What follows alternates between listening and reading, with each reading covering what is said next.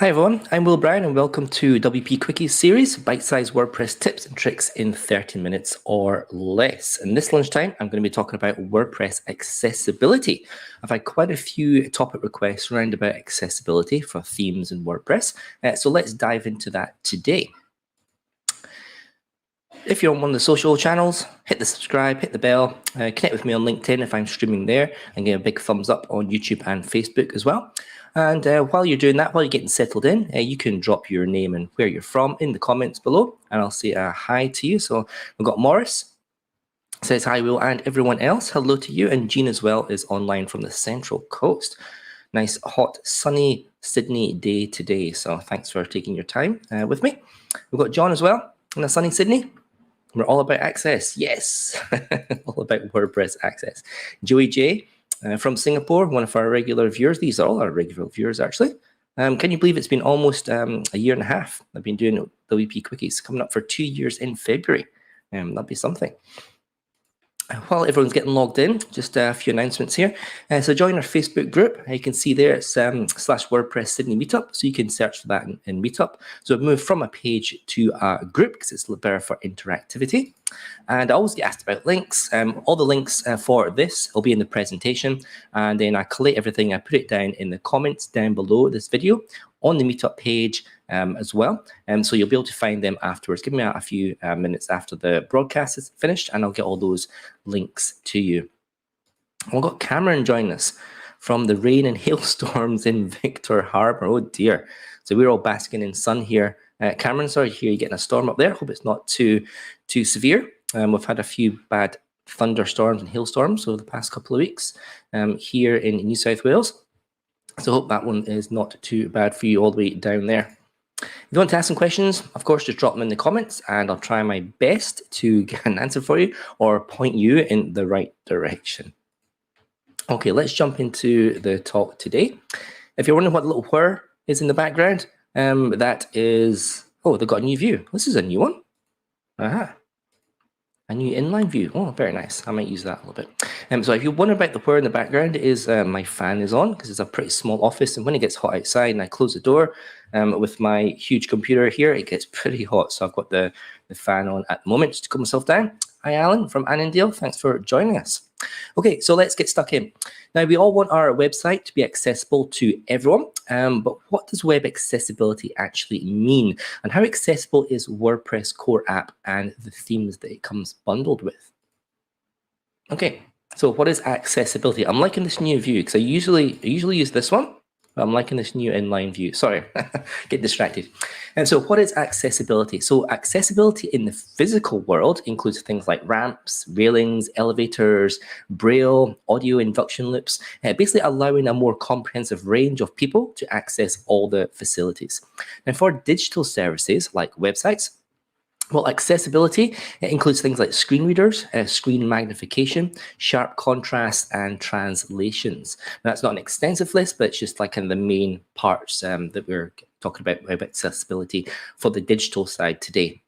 So web accessibility means that websites, tools and technologies, they are designed and developed so that people with disabilities can use them. So you've probably come across, the most popular ones probably screen readers. You might have come across a screen reader program where it just narrates all the way across the screen from the top down. And that's why it's super important to have your content in a really structured and organized way.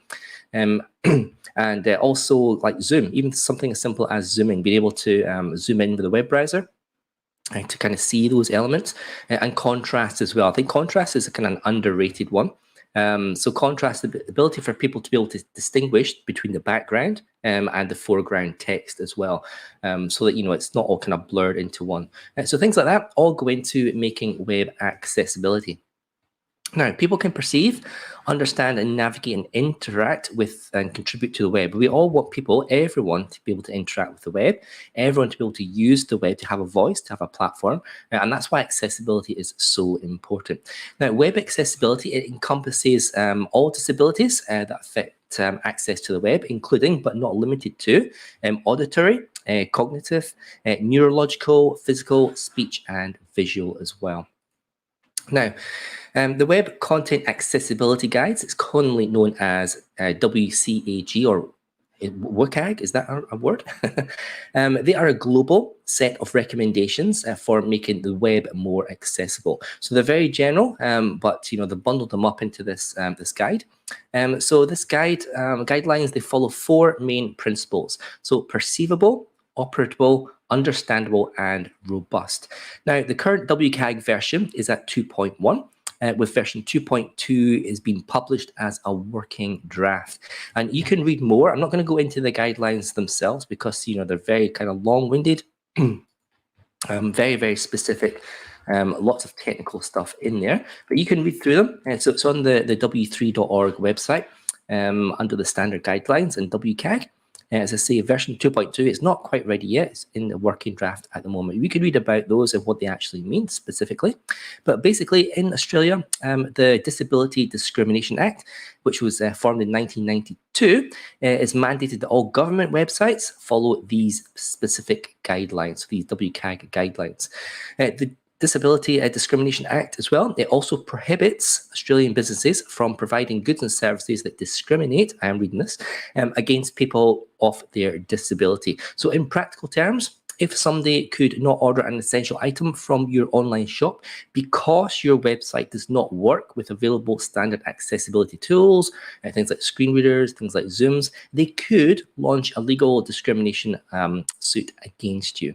So, the Web Accessibility Guidelines, it's in law, discrimination is in law. So it's something that you really should look at, especially if you're providing services and providing products online as well. Just make sure your website is accessible, that people can find your stuff, can order your stuff, and there's no hampering there from your website's point of view. So how accessible is the WordPress core? Now, the WordPress community and the open source WordPress project is committed to being as inclusive and accessible as possible. And the project, it wants users, regardless of device or ability, to be able to publish content and maintain a website or an application built with WordPress. So they're committed to making WordPress core as accessible as possible. And here's a quote from the WordPress project regarding the WCAG compatibility. So they say, WordPress aims to make the WordPress admin and bundled themes, you're thinking about 2019, 2020, 2021, fully WCAG 2.0 AA compliant where possible. So the bundle themes we talked about, these are the 20-somethings that come with WordPress core app. Now, WordPress itself has a dedicated accessibility team. I'll give you a link there if you want to have a look at it, and you can join it as well. It's all filled with volunteers. If it's something you're passionate about, you can get in contact with them directly. And they basically look over or look after the WCAG compatibility for the WordPress core and for the 20 themes that are bundled with the core as well. Now, you may have read some maybe a couple of years ago, some friction between the WordPress accessibility team and the WordPress block editor or Gutenberg developers early on in the project, because both teams, the communications were not good at that particular point. So Gutenberg was racing ahead with development, and some people, or particularly one person from the WordPress accessibility team, was not particularly happy with the lack of communications and cooperation between the two teams. That's all been fixed now. So, they're all on good terms and everything's all good. But, it was just this team, it was good to see the initiative that they took. They would recognize that, something was a bit off here. They took the initiative, and kind of brought that whole project back into to include them as well, to make sure that this new Gutenberg, new WordPress block editor was accessible as it could be, according to the WordPress team's mission statement. Okay, so from an authoring or editing point of view with the block content, WordPress aims to conform with the W3C's authoring tool accessibility guidelines 2.0, and it's ATAG for short. And I'll just copy a link there. And again, all these links will be bundled up afterwards, so you don't have to go and view them now. So they aim to conform with the W3 consortium's ATAG, but it currently does not do so. Now, ATAG stipulates that an application be accessible for those with disabilities, and that includes users being able to create content, as well as being able to edit and repair, so amend content as well. without any additional tools or add-ons. So we're talking directly within the WordPress block editor. So that means that those with disabilities should be able to create blog posts, create pages. They should be able to go into the pages, edit stuff, delete stuff, move stuff around, publish stuff, unpublish stuff, all those kind of basic authoring stuff. People with disabilities should be able to do that without having any other tools available for them, so directly within WordPress. But unfortunately, it currently does not do so. It doesn't meet those exact guidelines. Now, the WordPress block editor, it has a pretty long way to go before it's fully accessible and WCAG 2.0 and ATAG compliant. Now, you can see, I don't think I can make this any bigger. It should be all right on the screen. You can see here, here's the WordPress GitHub repository for the Gutenberg or the WordPress block editor. And I've done a little search here. There's a tag called accessibility or ALI. For that, and I just did a quick search in here, and you can currently see that there are 174 open tickets regarding accessibility just in the WordPress editor. So that's not the whole core, that's just the WordPress block editor. So they have a long way to go to make that fully accessible and fully compliant. Okay, so let's talk about themes. So when searching for themes on the WordPress.org theme repository, WCAG compliant themes are tagged with this tag called Access Ready. And I'll just give you, I should have put a screenshot here. I don't know why there's not a screenshot, but there we go. I'll copy a link here. And so that will go straight to the repository and the tag. So it's a tag called Accessibility Ready. And these themes are WCAG compliant, or as compliant as they can be within the WordPress framework. And the WordPress.org theme repository is a pretty good place if you're after a kind of basic theme for your website and you want to make sure that you're starting out as, as accessible as possible. However, excuse me, if you are looking for something more complex, like a paid or a pro theme, judging whether they are fully accessible is a bit tricky, as there's no kind of standard approach or third-party auditor to check. Now, when we're uploading themes to the WordPress repository, you've got a whole team of people that will go and review. They'll review the themes and they'll make sure it applies to their standards, and it'll also make sure it applies to accessibility standards if that's something that you're highlighting within your theme that you're uploading. But there's nothing kind of there for these third-party plugins and themes. Now, you may scroll down some themes, have a look at some of the features, some of the what they're saying about the theme. Now, here's one here for GeneratePress. Now, I'm currently using GeneratePress in a couple of client websites at the moment. And they've got kind of statements that goes along. Here's a statement here. That the theme focuses on speed, stability, and accessibility.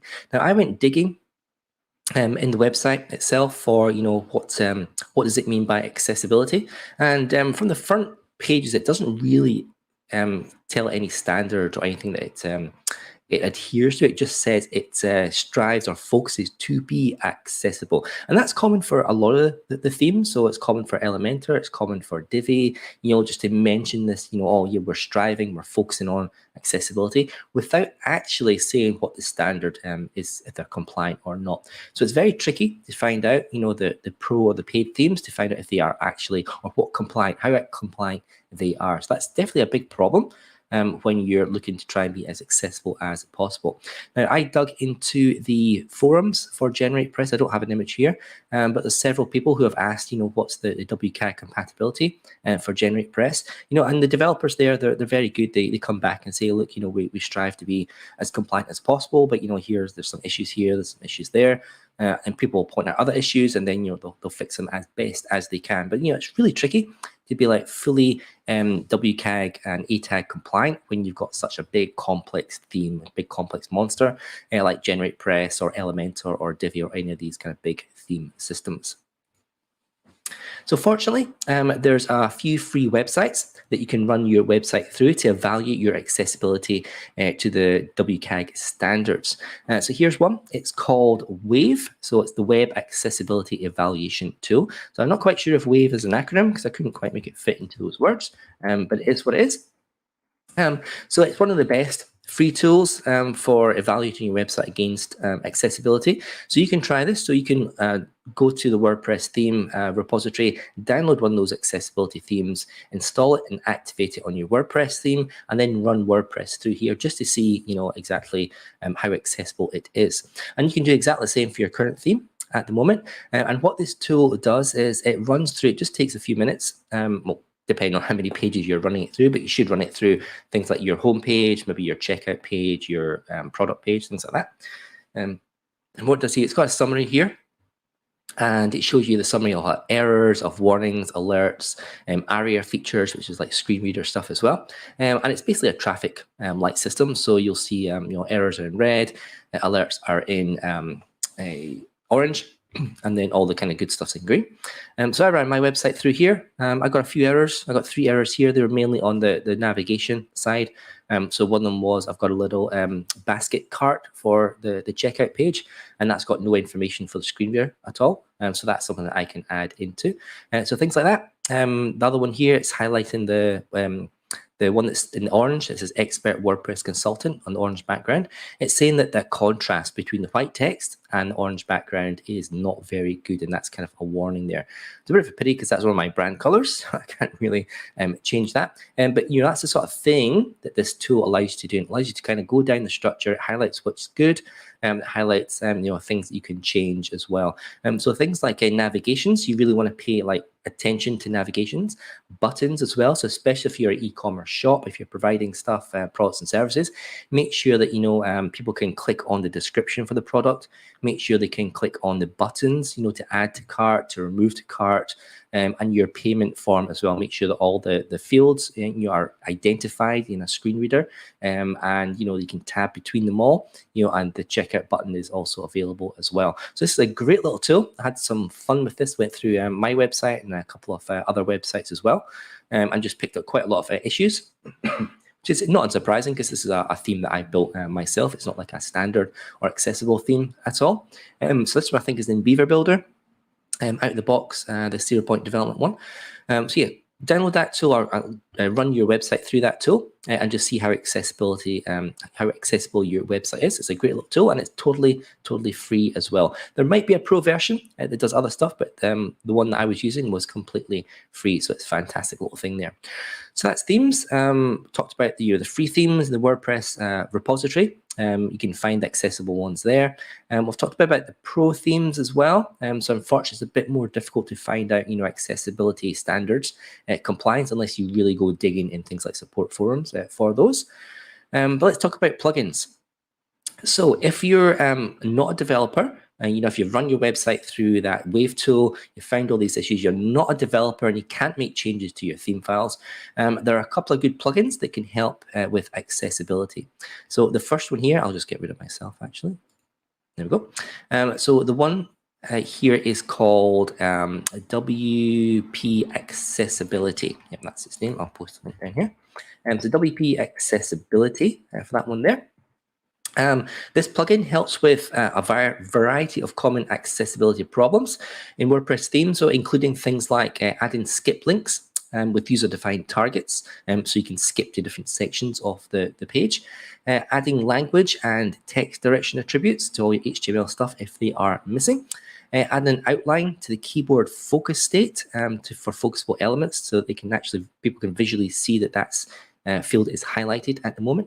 Adding long descriptions to images, so that's for screen readers picking up on those. Identifying images without alt attributes, which is good for SEO as well, and adding labels to standard WordPress form fields like search and comments, which aren't there by standard. Now, it's not going to magically make your WordPress theme WCAG compliant, but it's going to help address some of those accessibility issues. So if you're not a designer, if you're not a developer, you can't get code, this plugin is probably your best bet to try and improve the accessibility of your current WordPress theme. It's not going to solve everything, but it's certainly going to improve some of the major issues from there. The second one here is, what's this one called? WP Accessibility Helper, and I'll just copy the link there. So this one here helps solve some accessibility problems, things like font size. It highlights things like contrasts as well, titles and ARIA labels, so they're screen reader labels, image alts, and a little bit more than that. I prefer the previous one. I installed that one on one of my test websites, and it was very, very good. It highlighted a lot of issues with there on there that you could address through options. So if you're not a designer or developer, this one was okay. I think it's better than nothing. So if you are not a designer, not a developer, you're not in code, then this can really kind of help identify some of the issues, so you can maybe change them, or go to Fiverr.com and hire a developer or a designer just to make some tweaks for your WordPress website or your online shop. So that's that. That's my talk on WordPress accessibility. I wanted a quick one today because you can delve into accessibility, and from a development point of view, from designing themes, creating themes. We didn't really talk about accessibility with plugins because plugins kind of depend on what the plugin does. So plugins like Elementor or GeneratePress are obviously front end focused, so they're kind of big accessibility. But then you get plugins that just do tweaks in the WordPress admin, and you don't really have to bother about any accessibility for those. But basically, obtaining a WCAG compatibility across your entire website is hard. It's really, really, really hard. The WordPress core app aims to be WCAG 2.0 AA compliant, but it isn't at the moment. You can run your website through that Wave tool, and I'm going to give you an idea of where the incompatibilities for accessibility are within your current theme. Or you can choose an accessibility ready free theme from the WordPress.org theme repository. Lastly, you can use one of those plugins like WP Accessibility or WordPress Accessibility Helper to identify and maybe fix through some of the options that the plugin has, some accessibility issues with your theme. So that's all I had today on WordPress accessibility. Very high level overview of WordPress core, of the bundled themes, and some of the pro themes as well. I'll link there to check your accessibility for that as well. And guys, if you've got any questions, drop them in the comments. I'll do my best to answer those. I can see one coming in just now. Here's one from John.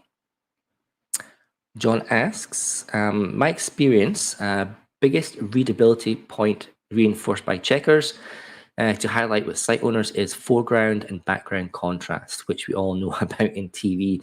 Yep, it's a big one. I mean, there's so many people out there who have different visual disabilities. So when people just say, oh, are you colorblind?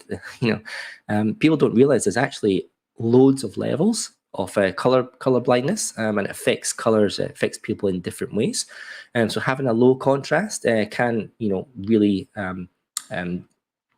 make it hard for people with visual disabilities to kind of see exactly what's being offered on the website. And so yes, foreground, background contrast. I do agree with you, John. That is a big one.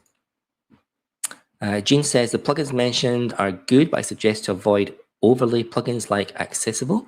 They slow down sites and can make them less accessible.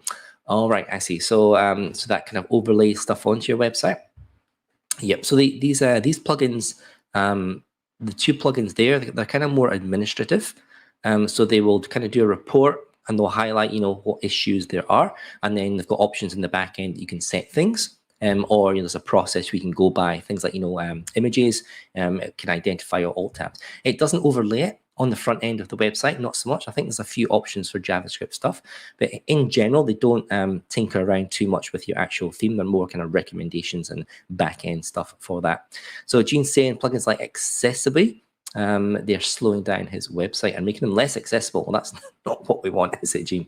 Thank you for highlighting that plugin there.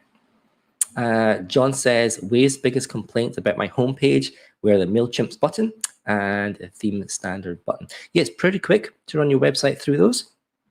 And you'll find that because WordPress is such, a big product that you can bolt on with plugins, it only takes like one little plugin, for example, the MailChimp thing, to kind of set off the accessibility theme from that. So it's worthwhile running your website through those websites, that Wave website. Thanks for the feedback, John. I'll just keep an eye out for any other questions in the meanwhile. Yep, suggestion lunchtime quickies. So I'm coming towards the end of the year. I've queued up some stuff to the end of the year. I am debating whether or not to keep going with the WP Quickies in 2022 or do something else. But it'd be great to have like a list of topics, if I wanted to continue with those. So you can do that. There's a QR code there. I'll drop a link here, and it's also in the description underneath as well. Let me know some topics you guys would like me to cover. Just a little shout out for WPAustralia.org if you're looking to find meetups across Australia, whether they're online or physical meetups. There's a button there, Find Meetup, that lists all the current official meetup groups. And there's a big button to join us on Slack, which kind of looks like that. If you've not joined us on Slack before, then I really highly suggest you create an account, join us there. You can chat to all the WordPress people in Australia. So there's developers, there's designers, there's business people, there's e-commerce people, some of the automaticians for Australia hang out in there as well. It's a great place to ask questions, answer questions, and you kind of just get to know people in the WordPress community. This little thing here, if you are hosting or looking after WordPress support for your clients, you maybe want to visit that website and have a look at that. And that's me. Connect with me. I'm mostly on LinkedIn. I'll hide myself there. There we go. I'm mostly on LinkedIn these days under Developer Will. That's probably going to change, that tag. Sometimes on Instagram, Will_EU, and rarely on Twitter these days. Okay, so nothing else is coming through. Oh, one thing from Tin Dragon Cottages. Thank you for these great sessions. Oh, you're welcome. So yeah, guys, let me know if you want me to continue these for next year. I'm kind of in two minds whether or not it's beneficial to anyone or not. So we have a big WordPress Sydney meetup. So this is the evening meetups. This one is on November the 29th. I just hope that's correct. It sounds about right. And I'm going to be talking about 8 low-cost ways to be able to drive traffic to your website. So if you've got a shop, if you've got a service-based website, if you're looking for more traffic to come to your website, 8 low-cost, easy to implement ways to drive traffic. Catch up with me then. It's a 6 p.m. talk on November the 29th. Next week on WP Quickies, I'm going to talking about call to action, so CTA tips. So if you don't know what call to action is, join me next week. If you're looking for some really good tips on how to make your call to actions really convert as well, join me there and yeah, talk everything about call to action. If you've got any questions, you can drop them in the meetup page as well for that, and I'll address some of those in the quickies. So guys, thank you very much. Thank you for your time this afternoon. Thanks for the questions as well. I hope you guys have a great day. Stay safe, and I shall see you guys next week. Bye.